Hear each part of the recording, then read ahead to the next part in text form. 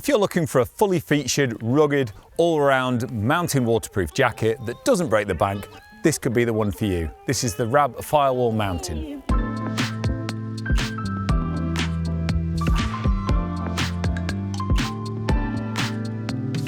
So over the years, I've reviewed quite a few Rab waterproof jackets, from things like the Kinetic Ultra and the Kinetic Alpine, which are really soft and breathable, and the really protective mountain jackets in like the Latoc range. Somewhere in the middle is this great all-rounder, and that is the Firewall Mountain jacket.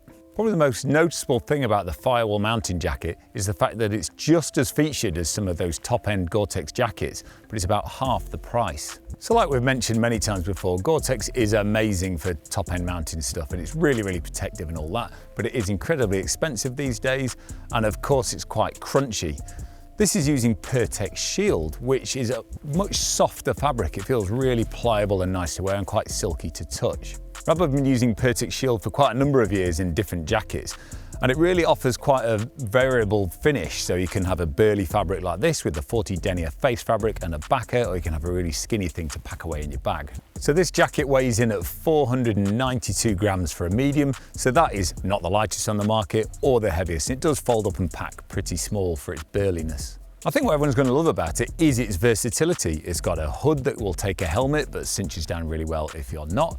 I wouldn't say it's a full-on climbing jacket. It's more for someone who does hill walking and longer days, but also might do a scramble or an easy climb sometimes and wear a helmet. So that Pertex Shield is a brilliant membrane to use. It's actually 3-layer construction in this jacket. So as we can see, the 40 denier 100% recycled face fabric gives that sort of burliness and protection. In the middle of the sandwich, which we can't see, is that Pertex Shield membrane. And then they've got a nice backer as well, which adds durability and helps move moisture.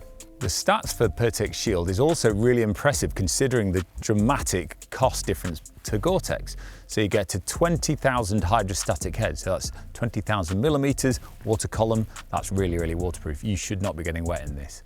But it also features a 20,000 vapor transfer rate. So obviously that's pretty breathable as well. Again, not the very top, but far from poor. So while those stats might come in a little bit less than things like Gore-Tex, I'd be amazed if you could actually tell me the difference. So I'll run you through the features. Like I already mentioned, it's got a helmet hood that cinches down nicely, pull cord on the back and 2 at the front so you can get a really good fit. And then we've got 3 pockets, which is sort of the tried and tested all-round jacket setup. So the pockets and the front zip feature the YKK AquaGuard zips, which are really reliable and nice and water resistant as well. So it's got a Napoleon left pocket here as well, which will easily swallow a phone and snacks and things like that. I think you could squeeze a like Harvey's map in there. It might be a bit of a problem for an OS map, but that's not really an issue because the big pockets down here will easily take a map and your hands and gloves and things like that. So that's really nice. The main zip is great as well. It's got the big obvious pull cord, which works really well with gloves. And that's a 2-way zipper as well. So if you do want to pull it up, if you're belaying or something like that, you can. And also it's got a popper at the bottom. So that means if you do unzip it and then do the popper up, you can get a lot of ventilation blowing through while still being quite protected from above. And it's got the lovely pit zips, which are huge, and they've got 2 zips on there. So you can sort of vent it back and forth and have just as much opening as you like. It's got a double pull cord on the hem, so you can cinch it in really nicely if you're taking layers off, or if you just want to stop the wind blowing up in there. While talking about the hem, I think it's a good time to mention the length of this jacket. This is really quite a long jacket, which we haven't seen many of these for a while.